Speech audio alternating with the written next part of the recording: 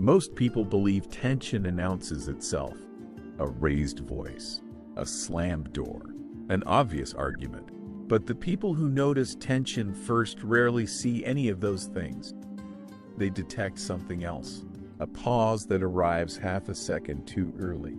A smile that stays on the face but disappears from the eyes. A conversation that sounds normal while somehow feeling wrong. And the strange part is that these people are not necessarily more intelligent. They are not mind readers. In many cases, they simply pay attention to signals everyone else is unconsciously broadcasting. Because long before conflict becomes visible, human behavior begins leaking information. Imagine walking into a meeting where everyone is polite. Nobody is arguing. Nobody is even speaking loudly. Yet one person immediately senses that something is off. That feeling often begins with pattern recognition. The human brain constantly compares what it expects to see with what it actually sees. Most of this happens below awareness. When the patterns stop matching, a subtle alarm activates. A coworker suddenly becomes quieter than usual. A friend laughs at the right moment but somehow sounds disconnected. A couple sitting together creates physical distance without realizing it. Small things. But human relationships are built from small things.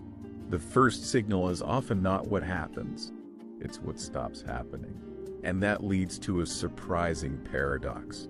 The people who appear most emotionally intuitive are often noticing absences rather than events.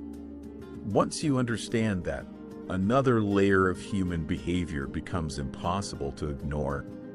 Because the body is constantly speaking, people think deception happens through words. Except reality behaves differently. Words are controlled. Bodies are negotiated. A person may confidently say they are comfortable while their shoulders tighten. They may claim agreement while their feet point toward the exit. They may smile while their facial muscles reveal strain beneath the expression. The fascinating part is not that people lie. It's that the body and the conscious mind frequently operate on different timelines. The mind edits, the body reports. This is why first impressions feel powerful. Long before we evaluate someone's argument, we have already collected dozens of physical signals about their emotional state. But this creates another problem. If the body leaks information, the voice leaks even more. Listen carefully to a conversation between two people under pressure. The words may remain identical. The tone does not. Confidence often speaks slightly slower. Anxiety rushes ahead. Uncertainty introduces tiny hesitations. Fear can make a voice narrower, tighter, almost as if the speaker is trying to occupy less space. What's remarkable is that most people hear these shifts without consciously noticing them. A manager says, "Everything is fine." The sentence sounds reassuring, yet the room becomes uncomfortable. Why? Because human beings evolved to process emotional signals before verbal content. We hear meaning faster than we hear words. That sounds intelligent until you look closer. Because the same system that helps us detect hidden emotions also allows us to predict future behavior. Not perfectly, but surprisingly often. Consider someone who repeatedly avoids difficult conversations. Another person who constantly seeks approval before making decisions. Or someone who becomes distant whenever commitment appears. The specific situations change. The pattern remains. Human behavior is less random than we like to believe. People imagine decisions happen in dramatic moments of choice. In reality, most decisions emerge from habits that have been quietly rehearsing for years. Future actions often leave footprints long before they arrive. The person who will eventually leave a relationship usually begins emotionally withdrawing first.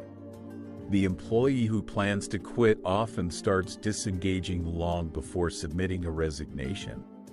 The decision appears sudden only to those who missed the pattern. But here's the strange part. The most accurate observers are not obsessed with predicting people. They are obsessed with understanding them. Because beneath every signal, every gesture, every shift in tone, there is a deeper truth. Human beings are constantly revealing what matters to them. Not through declarations, through attention, through avoidance, through hesitation, through the things they protect and the things they ignore. And perhaps that is what the hidden observer ultimately sees.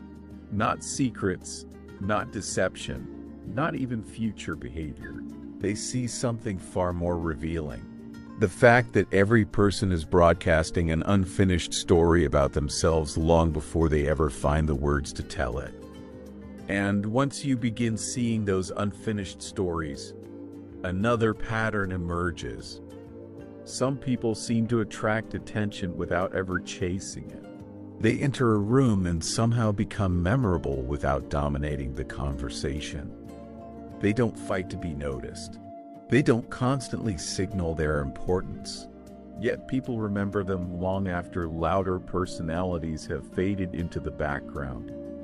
At first glance, this makes no sense. Most people assume attraction comes from visibility. More talking, more sharing, more self-promotion. But human psychology often rewards the opposite. The individuals who appear most comfortable with themselves usually spend the least energy convincing others of their value. That comfort creates a powerful signal. When someone constantly seeks validation, attention becomes the focus. When someone doesn't need validation, attention shifts toward curiosity. People begin asking questions. Who are they? Why do they seem so calm? What do they know that everyone else doesn't? Confidence is often measured by what a person doesn't need. But here's the strange part. Quiet confidence rarely creates attraction by itself. Something else amplifies it. Something far less obvious. Mystery. Most people believe openness automatically creates connection. And to a certain degree, it does. But complete transparency creates an unexpected problem. When every thought is immediately revealed, curiosity has nowhere to go. Think about the people who linger in your memory. Very often, they are not the people who explained everything. They are the people who left something undiscovered. Not because they were hiding, because they understood an unconscious truth about human attention. The mind is naturally drawn toward unfinished information. A partially told story often becomes more compelling than a completed one. A person who reveals themselves gradually allows curiosity to remain active. Every interaction becomes a small discovery. Every conversation opens another door. The attraction isn't created by secrecy. It's created by psychological space. Mystery survives where certainty arrives too quickly. And that naturally leads to another force shaping social behavior: scarcity. Most people associate scarcity with economics, rare products, limited opportunities, exclusive experiences. Except the same principle quietly operates inside human relationships. Imagine receiving a message from someone who is available every second of every day. Then imagine hearing from someone whose attention is thoughtful but limited. The actual words may be identical, yet the emotional impact often feels completely different. Why? Because the human brain automatically assigns value to resources that appear less abundant. Time is a resource. Attention is a resource. Presence is a resource. When something becomes endlessly available, the mind gradually stops treating it as valuable. Not out of cruelty, out of adaptation, people adapt to abundance remarkably fast. What was once exciting becomes expected.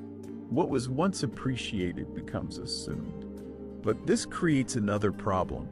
Many people misunderstand scarcity and turn it into a performance.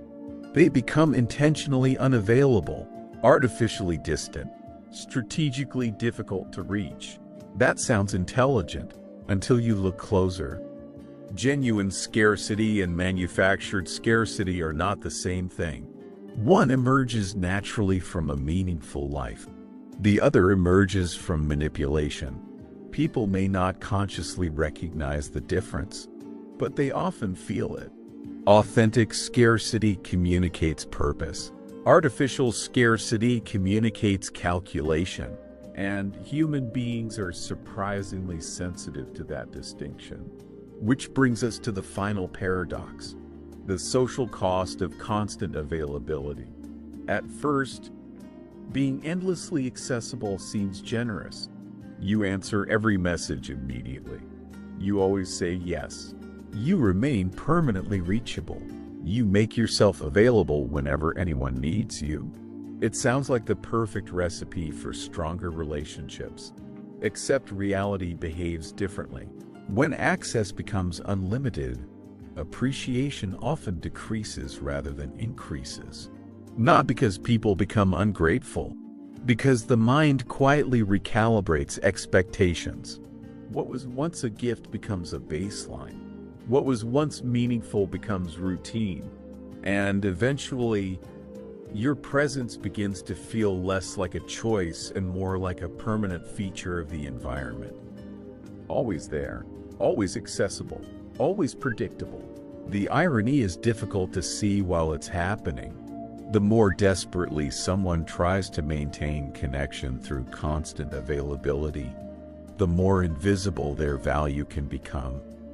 People notice what returns. They stop noticing what never leaves.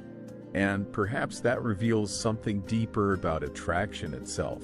Maybe attraction was never created by attention, mystery, scarcity, or confidence individually. Maybe all of them point toward the same hidden principle. Human beings are most drawn to those who appear connected to something larger than the audience watching them. A purpose, a passion, a private world, a life that continues moving even when nobody is looking.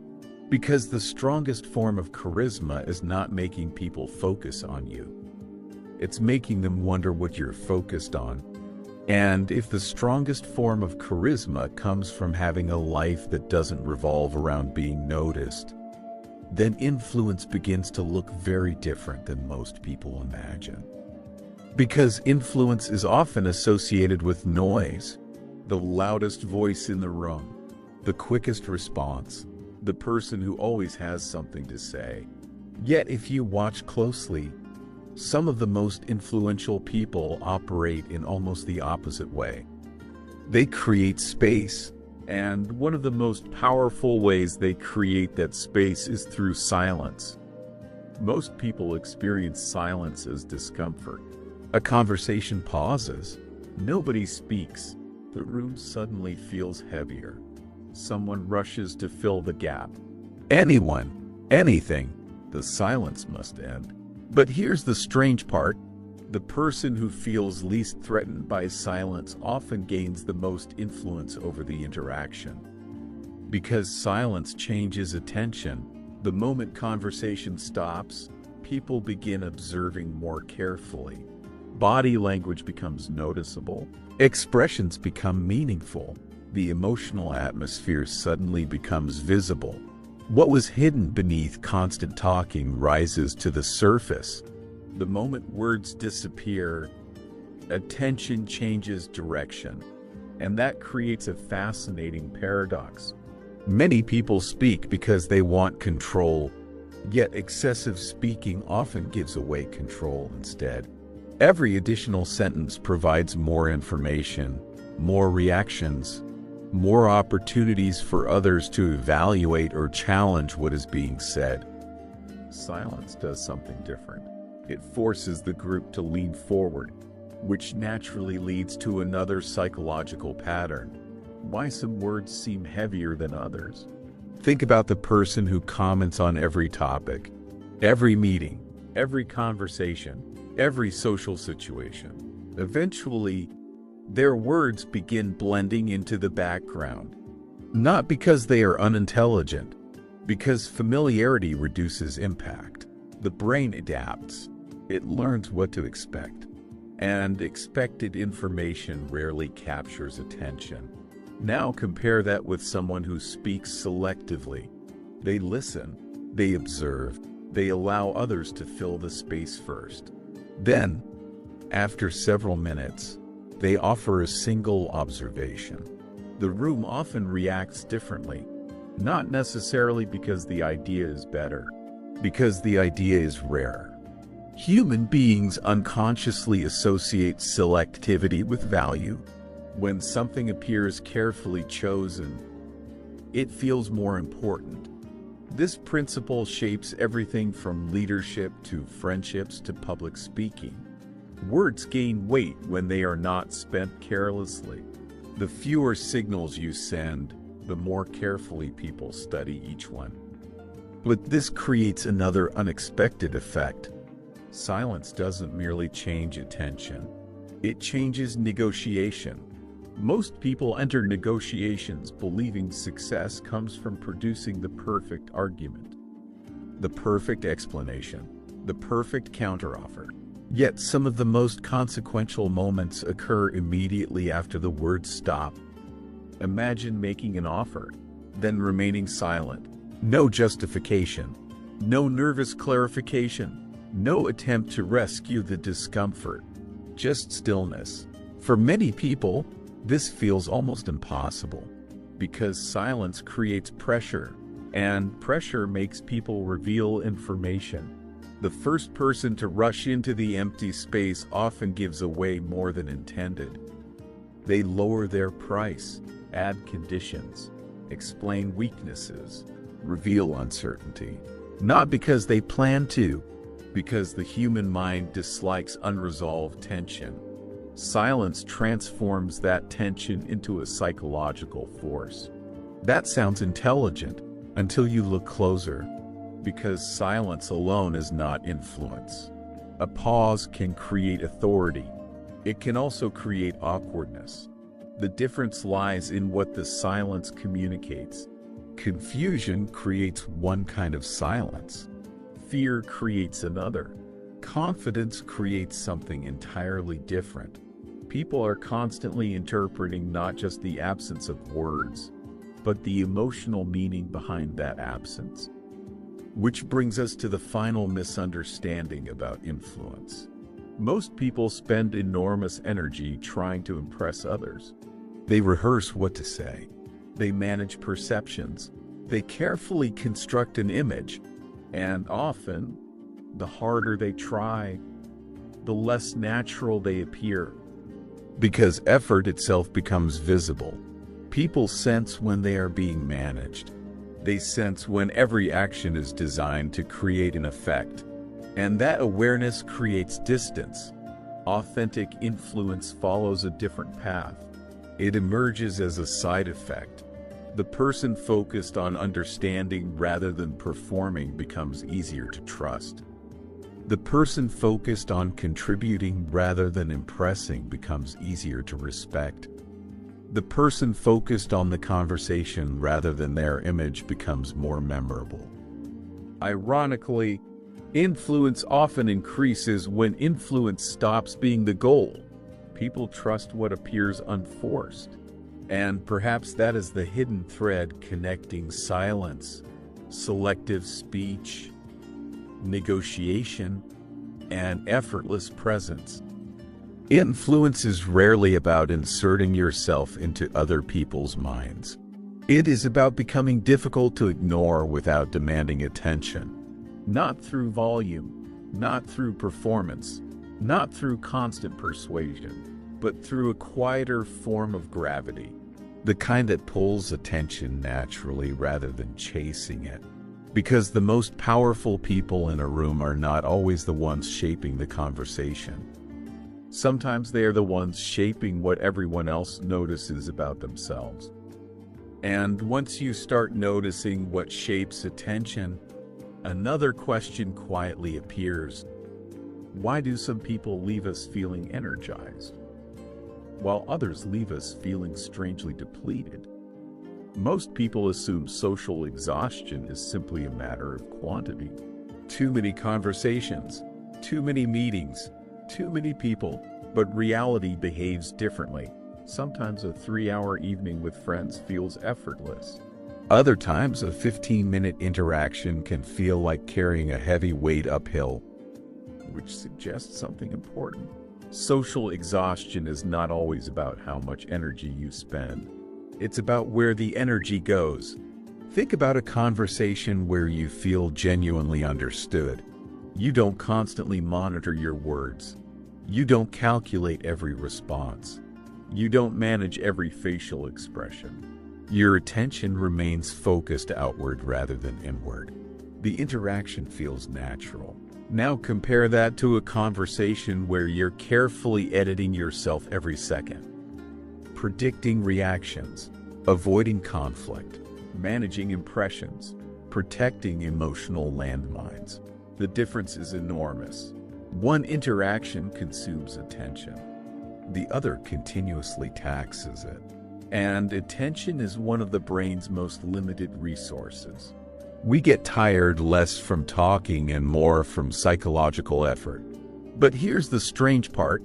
The people who drain us are not always difficult people. Sometimes they are simply people whose behavioral patterns create invisible demands. And those demands accumulate. Imagine someone who turns every discussion back toward themselves. Someone who treats every problem as a competition. Someone who requires constant reassurance but rarely offers it. The pattern may appear subtle in isolation, yet over time it creates an emotional imbalance. One person consistently gives, the other consistently receives. What makes this difficult to recognize is that emotional taking rarely looks selfish on the surface. Often it appears as neediness, chronic crisis, endless uncertainty, perpetual drama. The conversation always begins somewhere new, yet somehow ends in exactly the same place. Their attention returns to the same emotional loop, the same validation, the same unresolved tension. The fastest way to drain energy is to solve a problem that nobody intends to solve. That sounds harsh, until you look closer. Because most emotional takers are not acting maliciously. Many are simply trapped inside patterns they cannot see.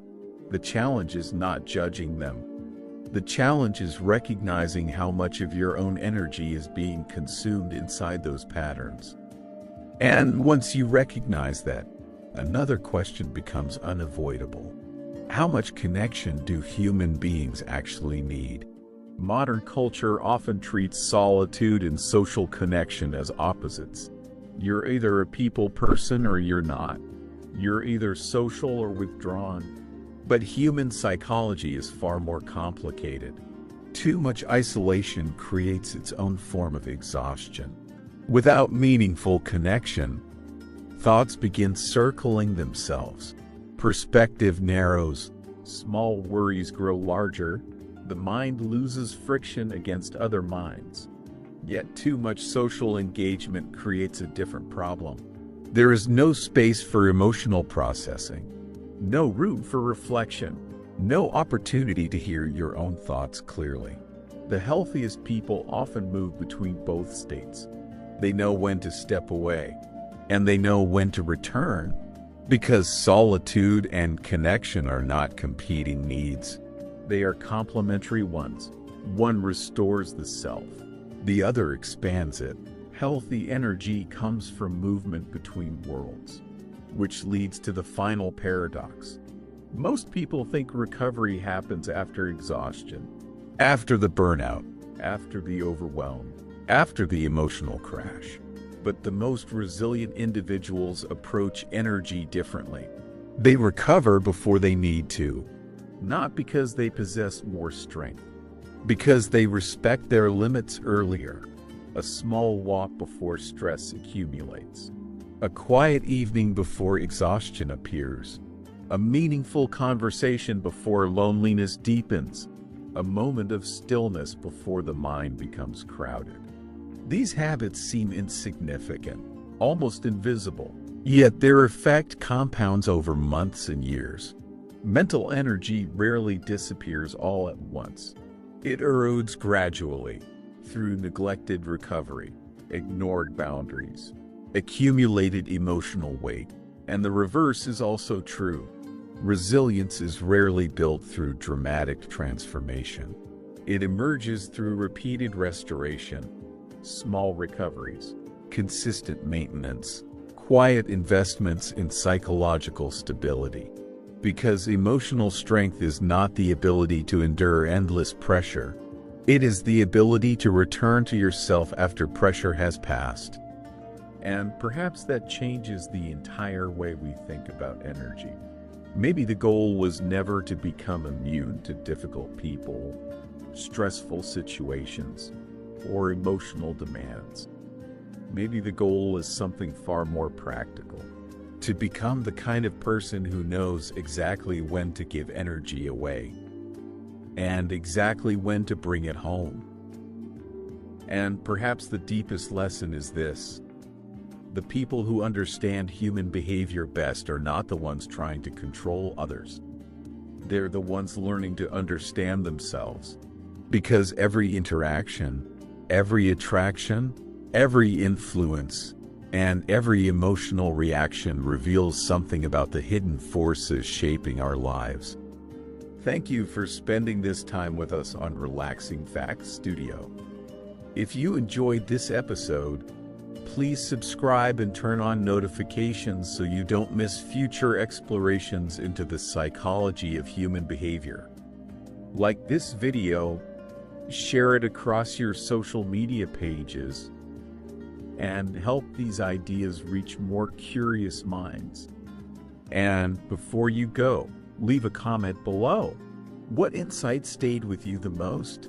What new perspective did this video reveal?